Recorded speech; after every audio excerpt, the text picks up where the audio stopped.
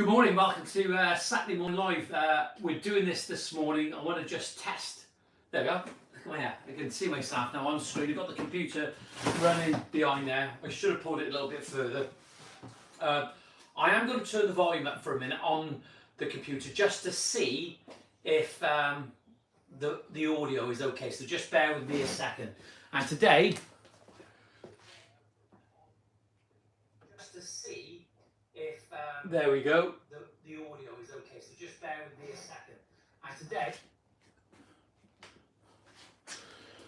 So there we are. I don't even know how many's watching this live stream this morning, and I'm not going to be able to read everybody's questions and responses simply because I can't see it from here. I wanted to do it from this studio that I've been building, have a little look at it, and we're testing the lighting. We've got some of this soft lighting on the side here. I want to show you, just to show you what the setup is here in the meantime, because it's so important that you're involved. So if you just turn this round here, you'll be able to see the soft lighting on that side there, what we've got. I'm trying to reflect it off the ceiling. The ceiling isn't that good. And we've got another one here. We've got a ring light over there, but that's not working at present. Let me just pull that back. Just have a little look around it at the moment. Been doing a lot of work on here. This is the tool station here from SGS. I'm not sponsored by them. I'm not getting paid to say that. But what I tend to do is on a Friday we normally clean up all the tools, and then I come in here and start charging things. I got a piece of plastic this morning. I wanted to keep that nice and clean, but that'll just blow off. It's only bits of plastic, but it is clean normally on here. And that's the tool station. Got loads of different bits in here. That's where the remote controls are. That's for the lighting.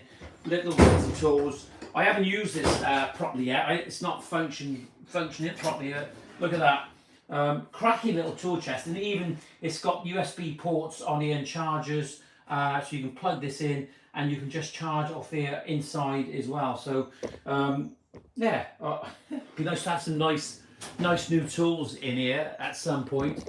Oh yeah, and this is going to show you this now because there's probably a few viewers who's never been in here before. That's the French cleat shelf that I've been building. French cleat shelves where you can just take the box off for the different tools. Have a little look on here now. So this is where the old Makita radio goes in here like that.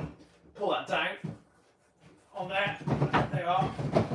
So that's what we do to try and get organised, and it's always difficult to try and get organised when you're doing the daily grind on a regular basis. You're out working hard. I've got all the tools from the week all outside there, though they get cleaned off on a regular basis. Is that what we find is that sometimes things get mixed, and that's what we find just lately with the slurry that we're using to slurry the backs of the slabs now. You've got to keep on it all the time because the slurry just sticks to it. It's like mapped to a blanket, as they would say. So yeah, you've got to keep your tools all nice and clean. Got them all out there this morning, and so that's what we've been doing. I've had a busy week. We've got 2 projects on the go at the moment, simply because the first project is very difficult as we're approaching the end of it. The spiral staircase, I haven't done any videos on there recently, simply because we've got access, our only access is on one side, and we've got to pay that going in and out now. So I'm having to lay some porcelain planks on the one side, let them go off, and then I'm able to walk on those. And it's a nightmare, isn't it? It's difficult, and I'm not quite sure whether the consumer actually understands how difficult it is sometimes, you know, and it is difficult because we just can't walk all over everything we've laid even the following day. And when you're going in and out, it's just, I've talked about this so many times, and it's a little bit frustrating. But as a contractor, you should be able to tell your customer what's going to happen and how you're going to go about things and keep them informed. The contractor on that particular job, great people. He is a plasterer, so he's in the trade, but he's working indoors all the time. He's working indoors, so he's not affected by the weather in any way, only getting his materials out of the back of the van and running back to the house. So it's difficult. It's difficult for us as contractors to work with. Our other customer, fantastic lady, and we're making progress. But yet again, our only access into the garden at present, though I've got the digger from the other side, the neighbours let us bring the digger through. The access now is closed off, so we can't go in and out of there because I don't want to impede on the neighbour in any way, because it's just not fair. So we've only got one access, so we've come across there now. So hopefully now on Monday morning everything would have gone off so we can gain access in and out. But it's so important on both projects. The thing they have in common is that we're cleaning, copiously cleaning on a regular basis throughout the day. You know, during the day we're cleaning, and at the end of the day we're cleaning again. So it's just that's what I've been doing this week, and we've been cutting some picture frames up with some blades. I've been using that SPT blade from Ruby. Now I'm on the TPX, so I don't know if I've got it here. I will get on to, let's have a look. That was, bear with me a sec, because I have got them here. There we are. They're here. So that's the TPL. This is there's a TPX blade here. It's like this one. This is the TPL Pro, and we're using the TPX at the moment. But this was the SPT blade that I was actually using for some time, and believe it or not, there is still some life left in that SPT premium blade. That blade, I'm going to keep this almost like in Top Gear when they kept that Toyota hanging above. I think I'm going to hang this somewhere because this blade is being immense. It really has. I don't know what words to find. It's just kept going and going and going. It's cut so much porcelain. I want to talk about these sorts of things, and I don't want to distract and digress from the title that we have for this video this morning. I'll put those over there, and if you want to talk about these at any point, just comment, and then I can answer the messages later. So we'll put that to one side. Oh yeah, and of course I had a bit of a problem when your blades start to get a little bit worn out and they're not cutting, they're not as efficient as what they should be. And when I'm cutting around those manholes, it's just an absolute nightmare. So what we do now is we've been using one of these little core cutters, porcelain core cutters, again from Ruby. I'm not getting paid to say this, but that little core cutter, have a little look at that. That core cutter is absolutely incredible. Once you've marked your shape out in your corner and you core cut through, and a lot of tilers will know this, and that's the thing for us going into this business. The landscapers are laying a lot of porcelain. There are a lot of tiling skills out there, but tilers know by core cutting into the corner,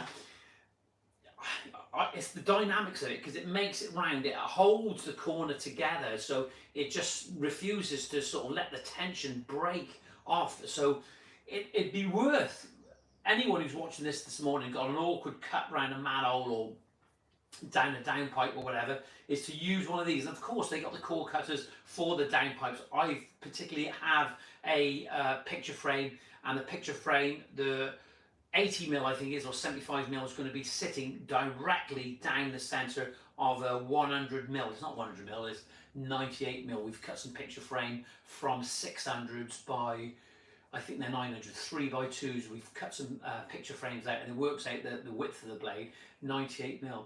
I'm always going off at tangents. It's just the way I am, and it's the way I've always been. And I think that's why I like the landscaping business, because, you know, with me, I get bored quite quickly with different things. And in the landscaping industry is that there's so many different disciplines within a project, from timberwork, brickwork, plastering, rendering, digging out. You move around, planting, designing, on the digger, the groundworks. There's so much to get on with, and you know, that's why it's been good for me. But let's get back to it. The title today is, what was it about? Let's have a look now. What did I put? Let's have a look. See, I forget from my mind. The expert witness messed up. Yeah, the expert witness messed up. I'm not going to say who. I'm not going to say what customer it is. I am going to invite them onto a vlog. I may go up to Surrey and do a vlog about this, because I think it's so important, because we have a lady who's actually been through hell. She's had some work installed, and we've spoke about this a few times, and the contractor that did it,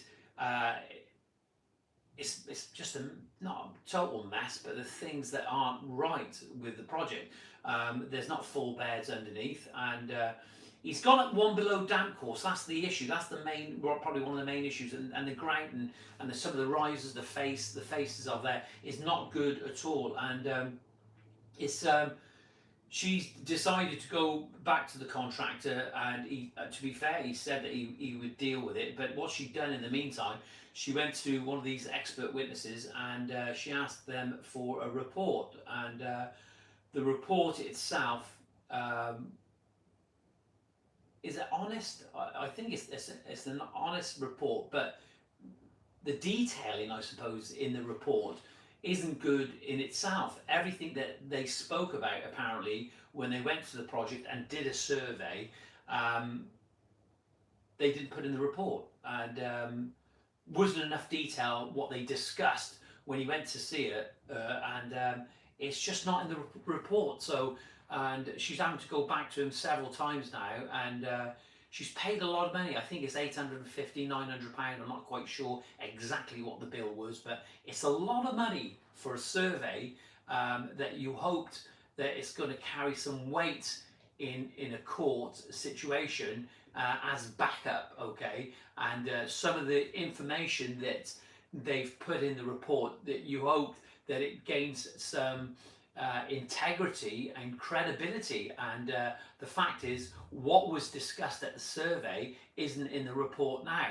And it's almost like telling somebody when you're going out to see them that it's, yes, we're going to put this down and this is what has happened, blah blah blah, and they're not doing it, and then not doing it in the report. And she's had to go back several times, and well, that's not good at all. So she feels, at the moment, there's a lot more to it, okay, but she feels really let down by the contractor, by the supplier, because the supplier of the porcelain actually recommended this contractor. And though the contractor said that he would come back and do it, he come back and done some work, and it wasn't quite right. And she's lost confidence, I suppose, in this contractor. I suggest that she should give him the opportunity to put the work right, and that was my opinion. She phoned me up and asked me my opinion on all of it, and I ain't going to go up there and charge her for a survey and go up there again. But I would like to do a vlog on this and go up. I've done it before, gone up and seen people who's had work done in the past, and I've had a look, and I've given them my opinion, and my personal preference, my professional opinion of how that work's turned out. I've done it many times in the past, but would I write a report out? Okay, I would charge somebody for my time, and I would give them an opinion, my professional opinion, and I could put it in writing. But I don't want that to go to court, because I think that in a lot of situations, a lot of these things can be resolved. And the last thing a contractor wants is somebody pulling their work to shreds when there's more to the story, okay? Because we never know what the story is completely, but you only can report what you actually see and what you find. But regardless of this lady is not happy about the expert witness who's supposed to be a professional. Well, I think they're a professional in this industry, and she's not happy about it at all. And you know, it's been really upsetting for her. Her husband works away. It's not good at all, and she's having to deal with this on a daily basis. And I mean, it's really got to her, okay? They've invested a fair bit of money, okay? There's a little bit more to this. They've invested a fair bit of money to sort of get this project finished. It's an outdoor space that they've got. It's an outdoor room, and they've paved near it. And one of the things was whether that should have been like 2 below damp course, and the contractor's done it 1 below damp course. Now, as we all know, or some of us would know, that if you went to the paving expert site, Tony McCormack always spoke that things should always be 2 below damp in a commercial situation. But it's on his website. Go and have a look at it. And God bless him, he's not with us anymore. On his site, he would say that in domestic situations you can come 1 below damp course. Okay, 1 below damp course. And he called it bending the rule, okay, in domestic situations, bending the rule. Now, what's happened is that the building they've put up outside for a business of some sort or an office space, I'm not quite sure what it is, they can't get it signed off at the moment from the local authorities. I'm not quite sure why it has to be signed off, because I think they're planning on it. Maybe that's why it's got to be signed off. So I've got to get my story right so I can explain to you. And she's got to get signed off, but at the moment, the local authorities won't sign it off because they feel that there's a damp problem in the garden because there's a lot of clay in the garden, and they feel, I don't know, they're not giving them any clarity either on whether it's acceptable or whether they will sign it off. But this is the thing, this is the strange thing about it. The local authorities, the local inspector has actually said that with thresholds to front doors, it's okay to come up to damp course level if you put one of these drainage systems by the threshold, a bifold door or at the main door to a house or property. They've said that it's okay up to threshold level because you can put these drainage systems. But the drainage systems, where the problem lies is when you get problems with damp, it's usually through bridging, okay? When you get a transfer of damp going across through the damp course, and that's where you get, I've got a good idea. Let me just show you and try and explain, because this might be even better. And I'm sorry as if I'm not reading this morning, I'm not reading people's comments. Let's turn this around, let's have a look to see if you can actually see on here. Let's have a little look here, so you can get the, there we are on there, we've got the whiteboard over here. Let's have a look on the big screen there to see if we can see it. I'll turn it a little bit more so I haven't got the tripod set right at the moment. There we are. So let me just rub that off there and just get a whiteboard marker so you can actually see. There we are. So there we are. 1 second. She'll go mad now because I'm using one of these. So the problem is, that's what they're saying. The local authorities, oh, my shoulder's gone there. The local authorities are saying that in a threshold situation, in a threshold to a property through the doorway, by folding door, back door, front door, that you could put one of these little eco drainage systems and it's okay with the threshold. That's what they're saying. Okay. Now that doesn't make sense to me, because you'll see in new developments is if that's the front door, okay, like this, there's the damp course, and they say it's okay to put one of these slim fit eco drains in front of the door. If we look in plan view, and if that's the sill of the door like that, they say it's okay to put one of these eco drainage systems along the front up to damp course level. You can't see that, can you? So let's just draw that out a little bit better, okay, because it's so important that I actually show you this. And we can get to the bottom of this. We've got a level here, right? So always done off the cuff. So if we look at the front door like this, and we say that that's the sill of the door on there.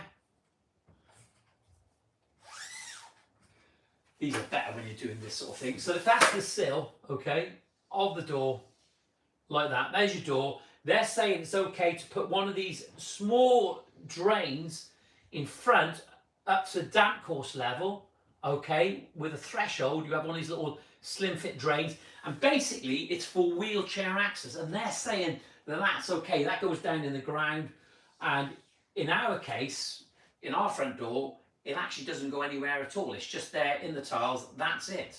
So if the water goes down and penetrates and goes down, it doesn't go anywhere at all. But the problem being is that if you imagine, this is good, this is, I'm enjoying this now. So if you imagine this is, let's just draw some brickwork. What we've always been told, that we should always be 2 below damp course, this being your bricks here, okay? There's your damp course up there. That's where your damp course is, and usually your paving is two bricks, which is 150mm below damp course, okay? There's your damp course, right? There's your slab level, your slab height, going like that. But what they're saying, with a threshold, it's okay to put a drain here at this point, which would be up to damp course level in a threshold situation. I'm sure you'll be able to see that, but I'm trying to explain it better. But the problem is, you see, But Tony McCormack says that in domestic situations, it's okay to bring the paving up to 1 below damp course. Okay, and he calls it, go to his site, thepavingexpert.com, I think it is, or .co.uk, I'm not quite sure. He said it's okay to come up to 1 below damp course, and I've always done this, and I followed that, and I believe and I think that's actually all right. But they're saying, local authorities saying it's okay to put a drainage system up to damp course level. But the problem being is when the drainage is touching the house, well, that's when you get bridging. Bridging is without doubt the problem when it comes to damp course. The water, the moisture transfers across.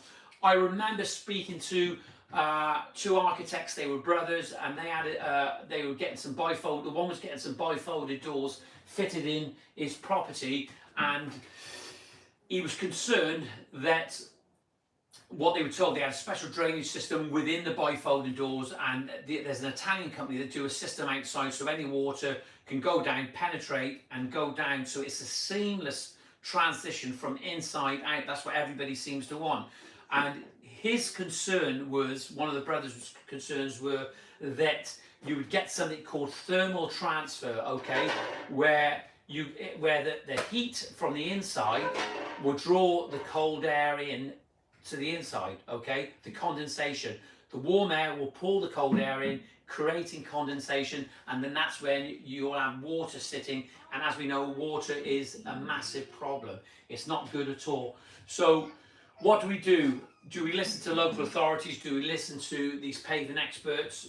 I'm not quite sure. It's all a little bit sort of dysfunctional at the moment, and people aren't getting the clarity. And the thing you've got to remember is that from one local authority to another local authority, depending on the inspector, everybody will have a difference of opinion to this. I would like to have a conversation with one of those inspectors and see what they have to say in my area and ask them, what can I do? Can I bring the paving up to 1 below damp course? It's when, okay, if that's the superstructure of the house and your paving is here, it's when the paving is touching the house is when that's the problem. I don't tend to pave right up to the house because I always find it hard to grout in along, because what you'll find is where the paving hits the superstructure, hits the house, to try and grout along that line is difficult. And you've got to remember is that paving systems move, and that grout line, it will look and slightly, it will crack and it will fragment because the paving is moving. There's no doubt about it. In some way, you get ground heave, ground swell, and it's not good at all. So, hey, look, this live feed this morning, I was late this morning, and by the looks of it, looking at the light in here, it's actually working. I don't know what you actually think of the whiteboard, or whether you think of this studio and what you actually think of it, but for me, doing this morning, I've been cleaning the car this morning, cleaning the van, I've been sanitizing my artificial grass, keeping that nice and clean. I've actually put some sealers down. I was actually up at 4:30 this morning, so I was out in it. I was raring, ready to go, and I thought, well, look, let's just give it a go in the garage, in the studio.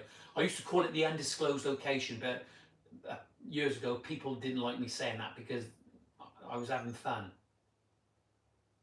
There you go. I'm not quite sure. Let's turn it back around now. Let's have a little look back at the main board, and I want you to tell me what you actually think of where we're set up, and what you actually think of the studio.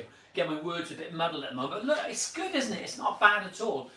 You know, we've got a nice black wall. It's good for podcasting, right? It's a nice little studio that I can share with you guys, and look at it. We've even got the Greentop Landscapes symbol behind, and on my top as well. We've got the shelf here. It'd be great to get some tools in here and talk about some tools. It'd be great to get maybe that lady, and I'm going to go up and do a vlog with her. I don't think she's going to come down to do a podcast down here, but I will go up and see her. But what we can do, we've tried to attempt to do it before, where we just put that out to one side over this way, just a bit. I don't want the blur of the light. It'd be good to get some podcasts in here and get some industry leaders in here. It'd be good to get other landscapers, other contractors, anyone that's actually in business. Business is difficult, and these are the problems that we have as contractors when it comes to damp course level and it's a bit misinformed on this subject of damp course level. So, well, look, I really appreciate every Saturday morning, whoever joins. It doesn't matter whether we got half dozen, 1, 2, 3, or whatever. It doesn't really matter. But this morning I was running late, and I thought, do I do it? Do I do the live stream this morning? And I just feel that I've got to do it. I don't want to let anybody down, and it's working. Big thanks to massive shout out to Steve Burrows and Liam. Good to see you guys. It was nice to see what Steve Burrows was doing. Steve is a local contractor to me, and some of the work he's doing is absolutely, I've seen it this week, and it is just unbelievable what he's been doing. Great guy, nice contractor, decent person to have around, and for a consumer, inviting somebody like Steve Burrows into your house, it's got to be the right thing to do. So thank you, Steve, for letting me have a look at your work that you were doing the other day. And also, a massive shout out today, okay, and I'm going to try and get hold of him at some point over the weekend, send him a message, but a massive shout out to John Ward.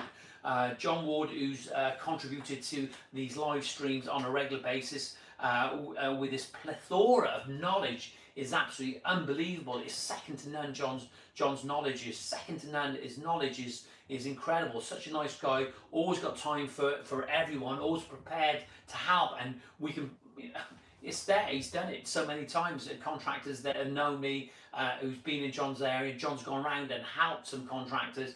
And out of the goodness of his heart. So John hasn't been very well, I don't think, and I haven't got to the bottom of it at the moment. I had a message off his son the other day, so big shout out to John Ward. And John, if you're watching this morning, brother, miss you and miss having our chats, and we quite regular would chat in the morning on the way to work, but don't worry about it, John.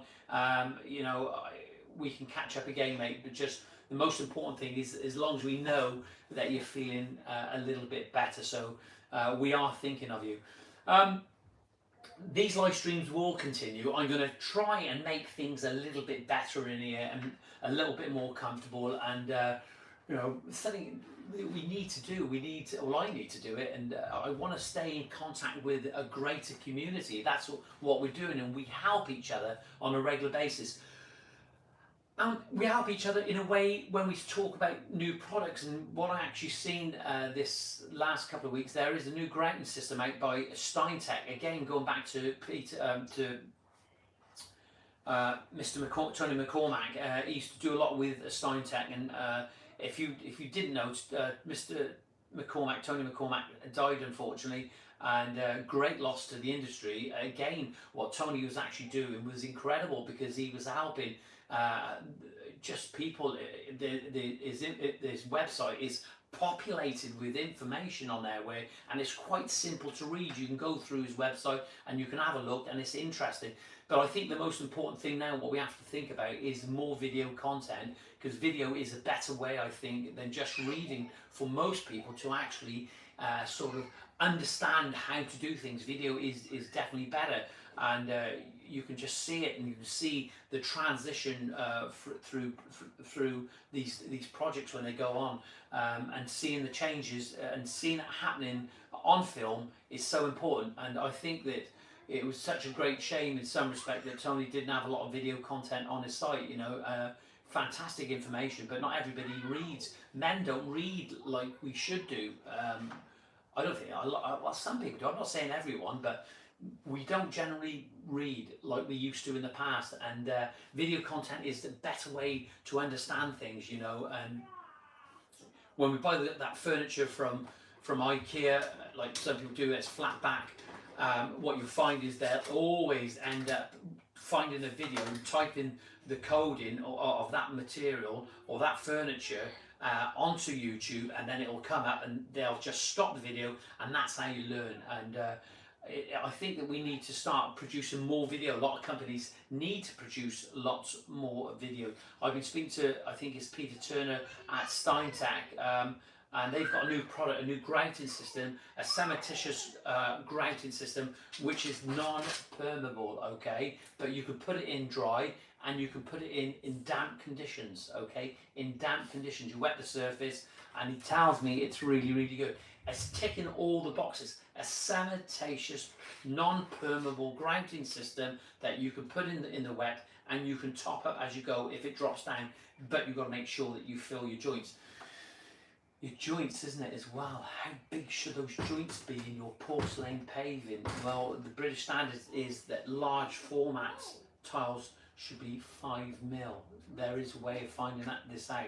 And I think that if you're not sure, if you're a landscaper and you want some questions answered, I think to phone Ballot, because they do have people that will help you with these British standards, and these British standards are what they call best practice. We speak about this on a regular basis. I almost feel as if when we're doing this that we've done it over and over again, but remember that these videos, this podcast will always be there, and people can choose to watch it at a later date, and then we'll have a new audience on a regular basis watching these videos, and they need some help with this. And it just seems so mad that we keep going on week after week talking about paving. I want to bring the information to you as it happens, and the story was this week, the lady was not happy with the expert witness. Well, look, I'd love to carry on talking, but I know that you guys have got a lot, and girls have got a lot to do. If you need any help this week at any point, and you need some advice, and if I can help you, I will put you in touch with the people that can help you. If you don't understand a product that you're actually using and you need to know something about it, just speak to the people that you intend to buy the product from before you actually purchase. Get the information about the products that you intend to use first. Product knowledge is key to any good installation at any point. It's just common sense. It's as simple as that. So look, if you've got any advice on how we can make these live streams a lot better, maybe I should just shut up and go away, but for some it does work. Thank you all for joining, and like I said, don't forget to send me some pictures. It'd be good to see what you're doing the weekend. Thanks to everybody who joins every week. Gem Landscapes, Mike down there on the south coast, and all of you that send pictures. Let me have a look. The number is 07795 595 994. You can WhatsApp me. I'd love to see what you've been doing this week. I've had a busy week. I'm going to have a busy week next week, and hopefully it will start drying up a little bit more. The rain still doesn't go away, does it? It's a nightmare. It's a nuisance, but we need it. Take care. Till next week. Stay safe. See you soon.